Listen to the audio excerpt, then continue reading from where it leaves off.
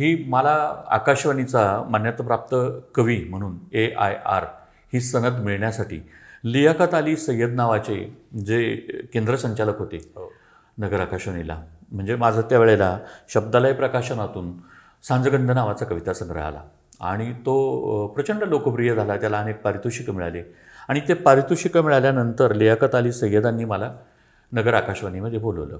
नगर आकाशवाणी मी गेलो आणि गेल्यानंतर माझी मुलाखत झाली. मुलाखत फार सुंदर झाली. त्या दिवशी मी गायलो छान, मुलाखत झाली, सगळे अनुभव त्यांनी ऐकले आणि ते मला म्हटले की बाबासाहेब फार भविष्यकाळ चांगला आहे, फार सुंदर कविता तू लिहितो. आणि ते मला घरी जेवायला घेऊन गेले. घरी जेवायला घेऊन गेल्यानंतर ते माझ्या हातावर पाणी टाकत होते आणि माझ्या हाताला सगळे फोड आलेले होते. तर ते मला म्हटलं की बाबासाहेब हाताला कशाचे फोड आले? म्हटलं मी ज्या संस्थेत नोकरी करतो त्या संस्थेमध्ये मला पोलचे खड्डे खांदायला पाठवतात आणि मग मला दिवसभर ते पोलचे खड्डे खांदावे लागतात पहारीने, तर म्हणून माझ्या हाताला फोड आले. तर मग त्यांना फार राग आला. मग त्यांनी त्या संस्थेमध्ये फोन केला आणि त्या संस्थेच्या चेअरमनला ते म्हटले की एवढा चांगला कवी तुमच्या संस्थेमध्ये नोकरी करतो आणि त्याला तुम्ही अशी वागणूक देताय का? आणि मग तिथून नंतर मग मी BA केल्यानंतर मी ऑफिसमधलं काम मला मिळालं. एकीकडचा हात जगण्याचा सगळा संघर्ष आणि एकीकडचं माझं कवितेचं प्रवास. मग ही जी कविता होती सोनपाखरं, तर ही माझी पुणे आकाशवाणीला मला AIR 65 ही सनद मिळाली, आकाशवाणीचा मान्यताप्राप्त कवी म्हणून. आणि मग ही माझी कविता पुणे आकाशवाणीवर रामकदमांनी स्वरचित्रासाठी केली. माझं पहिलं गाणं रामभाऊंनी केलं आणि संपदा देशपांडेंनी ती कविता माझी पुणे आकाशवाणीला गायली. ती आकाशवाणी पुणे केंद्रावरती कविता झाल्यानंतर मग माझ्या सगळ्या केंद्रांवर कविता व्हायला लागल्या, कवितेचं गाणं व्हायला लागलं. मग श्यामा चित्तार, रवींद्र बिजूर, गोविंद पोवळे ह्या सगळ्या गायक वेगवेगळ्या आकाशवाणीला माझ्या गायचे. नागपूरपासून तर कोल्हापूरपर्यंत सगळ्या आकाशवाणी केंद्रांवरून माझ्या कवितेचं गाणं व्हायला लागलं. शोभा जोशी, त्याच्यानंतर वेगवेगळ्या गायक गायिकांनी माझे गाणे गायले. मग भाऊ सरगम मुंबई आकाशवाणीचं, पुणे आकाशवाणीचं स्वरचित्र, जळगाव आकाशवाणीचं स्वरतरंग, नागपूर आकाशवाणी, असे सगळीकडे गाणे व्हायला लागले. आणि मग मला असं वाटायला लागलं की आता आपण चित्रपटात आलो पाहिजे, चित्रपटात आपल्याला आता लोकांनी दिलं पाहिजे काम. मग मी कोल्हापूरला जायचो, वेगवेगळ्या लोकांना मी भेटलो, अतिशहाणे समजणाऱ्या लोकांनाही मी भेटलो तिथं कोल्हापुरात. आणि कसं आहे त्यावेळी चित्रपटसृष्टी ही कोल्हापूरला होती. जास्तीत जास्त कामं कोल्हापुरातून व्हायचे, चांगले चित्रपट यायचे. किती सालची घटना? तरी मला असं वाटतं ही 87ची गोष्ट आहे. 87-88ची ही गोष्ट आहे. तर मी घरामध्ये एक पितळाचं भांडं ठेवलं नाही, पितळाचे भांडे मोडायचे, ते पैसे घ्यायचे आणि कोल्हापूरला जायचं. असं करत मी जवळजवळ 20 वर्ष कोल्हापुरात जात राहिलेलो, पण मला कुणीच दरवाजा उघडून आतमध्ये घेतलं नाही. मग माझी एक मुलाखत झाली मुंबई दूरदर्शनला. दीपक शेडगे नावाचे कवी होते तिथं. तर दीपकदादांनी माझी तिथं मुलाखत घेतली, लेखक आपल्या भेटीला. आणि ती मुलाखत पाहिली यशवंत भालकरांनी. भालकरांना मी फोन करून सांगितला. त्यांचं पैज लग्नाची नावाचा पिक्चर आला होता त्यावेळेला. आणि मी म्हटलं की भाऊ माझी अशी मुलाखत आहे, तुम्ही ती पहा. त्यांनी ती मुलाखत पाहिली आणि ते प्रभावित झाले, खूप प्रभावित झाले. तर त्याच्या अगोदर प्रताप गंगावणे जे आहेत, ज्यांनी अनेक साताऱ्याचे मोठा अत्यंत प्रतिभाशाली चित्रपट पटकथा लेखक. तर प्रतापदादांनी खूप वेळेला यशवंत भालकरांना सांगितलं की बाबासाहेब सौदागर नावाचा एक कवी आहे, फार चांगलं लिहितो, त्याच्या कविताही फार सुंदर असतात, तो गाणी चांगली लिहितो, त्याला तुम्ही चित्रपटाला संधी द्या. पण असं ऐकून कुणाला संधी देत नाही ना. आणि त्यांनी मला पाहिलेलं नव्हतं, अनुभवलं नव्हतं. त्यांनी ती मुलाखत पाहिली आणि ते प्रभावित झाले. नंतर मग मला यशवंत भालकरांचा फोन आला की बाबासाहेब मी सत्ताधीश नावाचा चित्रपट करतोय, त्याची सगळी गाणी जगदीश खेबुरकरांनी लिहिलेली आहेत आणि एक अभंग लिहायचा आहे, तर तो अभंग लिहिण्यासाठी मी तुला संधी देतो, पण जर समजा तुला तो अभंग लिहिता आला नाही तर मी तुला मानधनच काय, पण जाण्याचे पैसे देणार नाही, असं स्पष्ट त्यांनी मला सांगितलं. म्हटलं ठीक आहे भाऊ, मी येतो. मी गेलो कोल्हापुरात गेलो आणि मी ज्या लॉजवर उतरलो होतो त्या लॉजवर तिथं आणखीन एक गीतकार आला कोल्हापूरचा. आणि तो गीतकार आल्यानंतर मला म्हटलं की बाबासाहेब तुम्ही असं उद्या यशवंत भालकरांच्या चित्रपटाची गाणी लिहायला आलेला आहात. म्हटलं तुम्हाला कसं कळालं? नाही म्हणे आम्हाला वास लागतो म्हणे. म्हटलं तुम्ही वासावर असताय काय? त्याला म्हटलं तर तो नाही म्हणे मला कळालं म्हणे, भालकरांनीच मला सांगितलं की उद्या बाबासाहेब सौदागर येणार आहेत आणि त्यांना एक गाणं मी दिलेलं आहे. तर मला म्हणे बाबासाहेब तुम्ही शहाणे असेल तर तुम्ही पाठीमागे निघून जा. जगदीश खेबुरकरांनी एकही गीतकार महाराष्ट्रातला मोठा होऊ दिला नाही त्यांच्या कालखंडामध्ये. तर म्हटलं काय करतात जगदीश खिबुडकर, तर म्हणे जगदीश खिबुडकर त्या गीतकाराचं गाणं वाचतात आणि ते फाडून त्याच्या तोंडावर फेकतात, त्याचा अपमान करतात हो. आणि तुम्ही अपमानित होण्यापेक्षा मागे निघून जा. आणि मी हादरून गेलो ते ऐकून सगळं. पण माझ्यावर विश्वास होता की मी करू शकेल ते, कारण मीटरची लयींची 300-350 लयी माझ्याकडे आहेत, लोकगीतांच्या लयी. तेवढा अभ्यास माझा झालेला होता. मला आत्ताही तुम्ही आत्ता असं गाणं सांगा आणि मी 5 मिनिटात तुम्हाला गाणं लिहून देतो, वा. तेवढी सिद्धी मला आहे. आणि मग मला ते बोलवलं त्यांनी. लताताई जाधव त्या चित्रपटाच्या निर्मात्या, अशोकराव जाधव, लताताई जाधव आणि दिग्दर्शक यशवंत भालकर, संगीतकार अच्युत ठाकूर मला आवडलेला माणूस. त्यांचं जांभूळ आख्यान वगैरे मला फार आवडलेलं होतं आणि माझंही स्वप्न होतं की अशा संगीतकाराबरोबर आपल्याला काम करायला मिळालं पाहिजे. तर अच्युतदादा आलेले होते. अच्युतदादांच्या बरोबर 2 त्यांचे सहाय्यक होते, हार्मोनियम घेऊन ते बसलेले होते आणि जगदीश खिबुडकर आणि त्यांचे 2 सहाय्यक आले. आल्यानंतर मी गेलो मोठा माणूस म्हणून जगदीश खिबुडकरांच्या पाया पडायला. नमस्कार करायला मी गेलो तर त्यांनी मला पाया काय पडू दिलं नाही. आणि तिथं दुसरा शॉक मला बसला की अरे बाप, आता काय होणार. आणि मग बोलले निर्माते की बोलवा त्या तुमच्या गीतकाराला, सांगा म्हणे त्यांना कथानक आणि लावा गाणं लिहायला. मग मला त्यांनी सांगितलं की त्या कथेची जी नायिका आहे तिच्या नवऱ्याचा खून झालेला आहे, तिच्या मुलाला पळवून नेलं आहे, त्याला बंदीखान्यात टाकलं आहे, तिलाही पळवून नेलेलं आहे. आणि एक उन्मत्त झालेला आमदार एका स्वातंत्र्य सैनिकाला लाथ मारतो आणि मग तो स्वातंत्र्य सैनिक विठ्ठलाच्या मंदिरात जातो आणि तो धावा करतो विठ्ठलाचा. तर तो धावा मला असा पाहिजे म्हटले की बाबांच्या पिक्चरमध्ये जसं होतं साधी माणसंमध्ये, नको देवराय अंत आता पाहू, प्राण हा सर्वथा जाऊ पाही, असं मला एक गाणं पाहिजे म्हटले. तर मी म्हटलं की आता थोडा कालखंड बदललेला आहे, जर तेच मीटर अभंगाचं मीटर वापरलं तर अवघड होईल. बरोबर. म्हणून मग मला सोयीस्कर असलेलं आजीच्या ओवीचं जे मीटर आहे ते मीटरची योजना केली. आणि त्याच्या अगोदर माझ्या डोक्यामध्ये मी ज्या पहाटे निघालो त्या पहाटे मी आजीच्या 4 ओवीच्या लकेरी ऐकलेल्या होत्या, वाचलेल्या होत्या.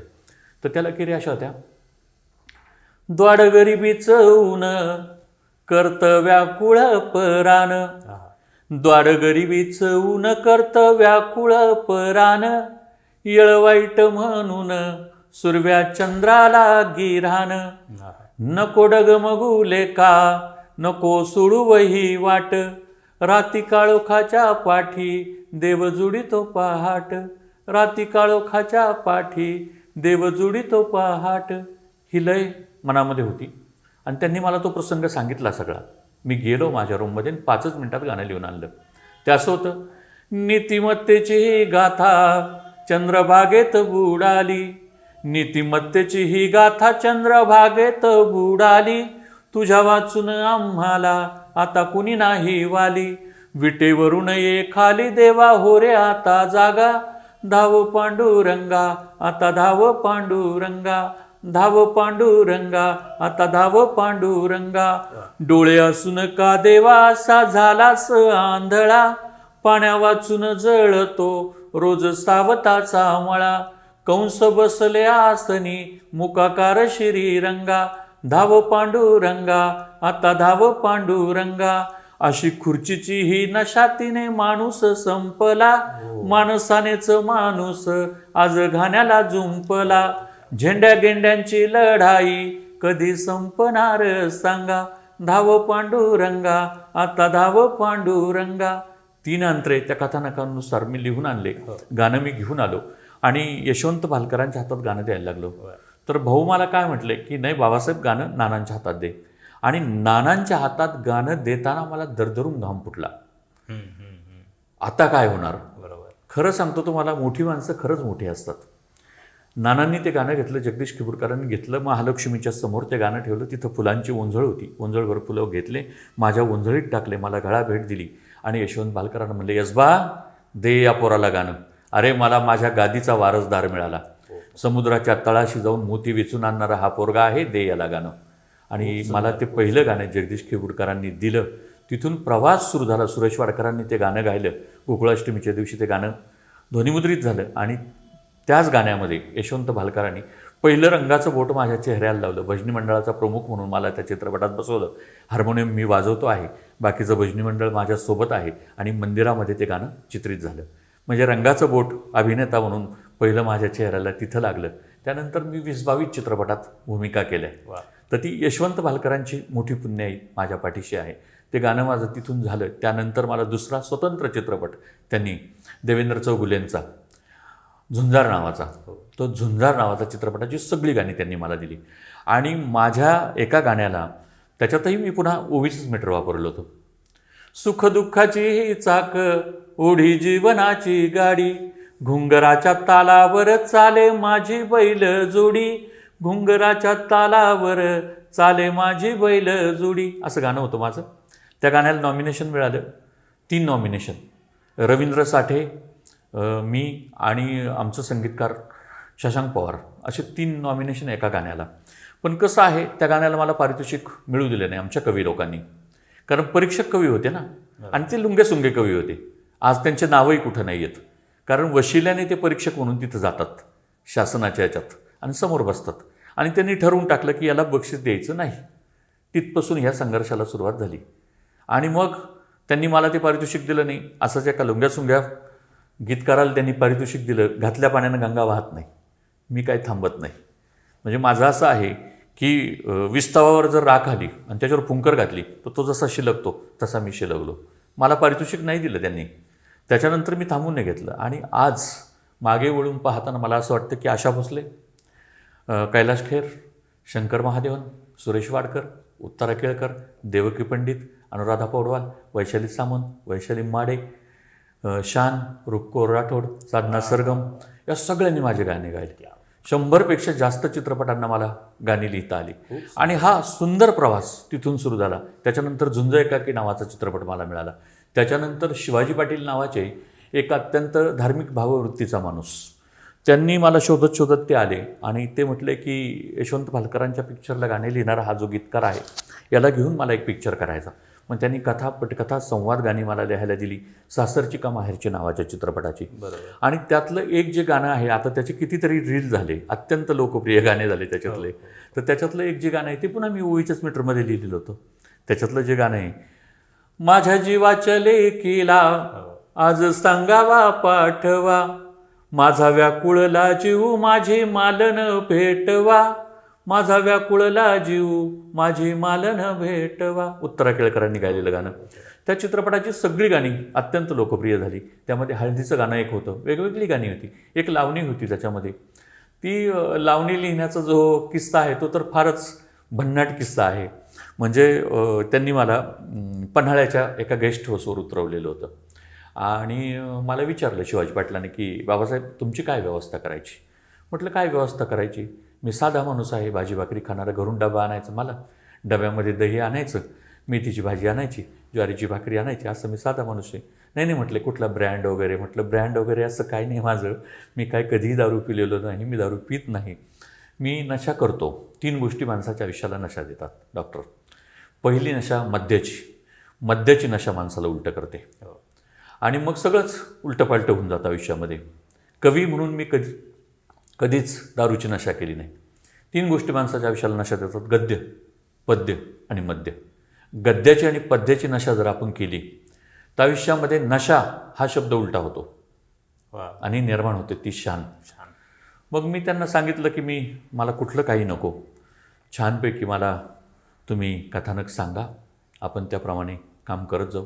ते त्यांचं चित्रपट केलं. त्यानंतर मग मला काही मुंबईचे चित्रपट मिळायला लागले. तो प्रवास तिथून सुरू झाला. त्या चित्रपटात एक लावणी होती. तर लावणी लिहिण्यासाठी त्यांनी काय केलं, मला सांगितलं की बाबासाहेब मला एक अशी वेगळी लावणी पाहिजे. बाळपुळसुले संगीत करत होते आणि बाळपुळसुले मला खूप आवडायचे संगीतकार म्हणून. सुषमा शिरोमणीचे सगळे चित्रपट बाळासाहेबांनी केलेले. बाळासाहेबांचे अनेक चित्रपट, अनेक लावण्या मी पाहिलेल्या आणि मी सारखं त्यांना भेटायला जायचो सांगलीला. तर मला तोपर्यंत काम मिळालं नव्हतं. मला म्हटलं की बाबासाहेब एक विशिष्ट कालावधीत तुम्हाला काम मिळेल आणि तसं मला ते मिळालं. मिळाल्यानंतर बाळपुळसुले संगीत करत होते. तर मी शिवाजी पाटलांना म्हटलं की पाटील आपण याच्यात एक लावणी पाहिजे हो, बाळासाहेबांचं जर संगीत आहे तर लावणी पाहिजेच ना. ते म्हटले ठीक आहे.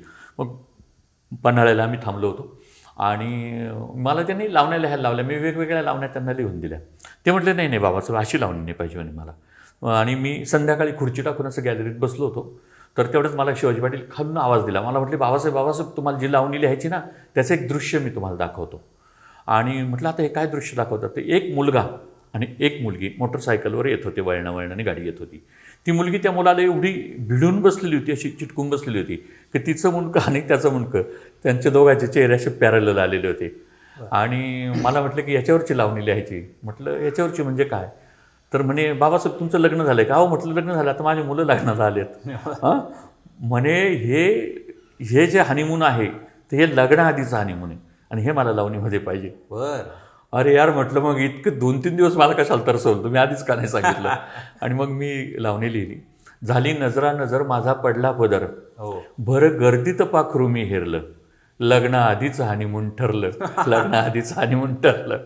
आणि मग तिथून लावणीचा प्रवास सुरू झाला. मला असं वाटतं मी शब्दांची पूजा करणारा माणूस आहे.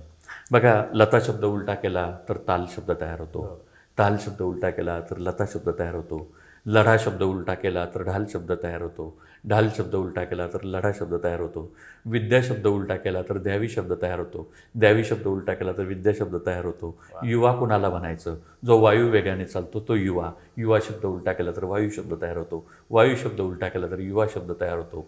बघा, भाऊ कुणाला म्हणायचं? जो आयुष्यभर आपल्या पाठीशी उभा राहतो तो भाऊ. भाऊ शब्द उलटा केला तर उभा शब्द तयार होतो, उभा शब्द उलटा केला तर भाऊ शब्द तयार होतो. दिशा, आयुष्याची दिशा जर आपल्या ठरली नाही ना, आपण शादी केली, दिशा शब्द उलटा केला तर शादी शब्द तयार होतो, शादी शब्द उलटा केला तर दिशा शब्द तयार होतो. आयुष्याची दिशाच आपल्या ठरली नाही आणि आपण शादी केली तर वेलांटी केव्हाच उडून जाते आणि मागे फक्त दशा शिल्लक राहते. अशा शब्दांच्या पाठीमागे तरल आणि भावस्पर्शी असे अर्थाचे वलय असतात. मग शब्दयोजना, आपल्या गाण्यामध्ये काय शब्द असावेत, शब्दयोजना काय असावी त्याची, किंवा कवितेमध्ये काय शब्दयोजना असावी. मग मी कवितेच्या मी तुम्हाला विचारणारच होतो की कवितेचं ज्यावेळी गाणं तयार होतं हो त्यावेळी अशा कोणत्या कविता आहेत की जसं की आपण षष्टाक्षरी म्हणतो, अष्टाक्षरी म्हणतो, हो. असे कवितेतले कुठले कुठले प्रकार आहेत की त्याची गाणी किंवा त्याचं जेवढ्या कविता लावणी तयार डॉक्टर साहेब तेवढ्या सुंदर कविता तुमच्या असतात. त्यातला जो निसर्ग असतो तुमच्या कवितेतला तर तो असा चित्रमय असतो. आणि मग अशा कवितांची जर गाणी केली तर ती गाणी अजरामर गाणी होतात. अजरामर गाणी होतात, चित्रमय गाणी असतात ती. आणि आपण त्याला म्हणतो की वाङ्मयीन मूल्य त्याला असतात.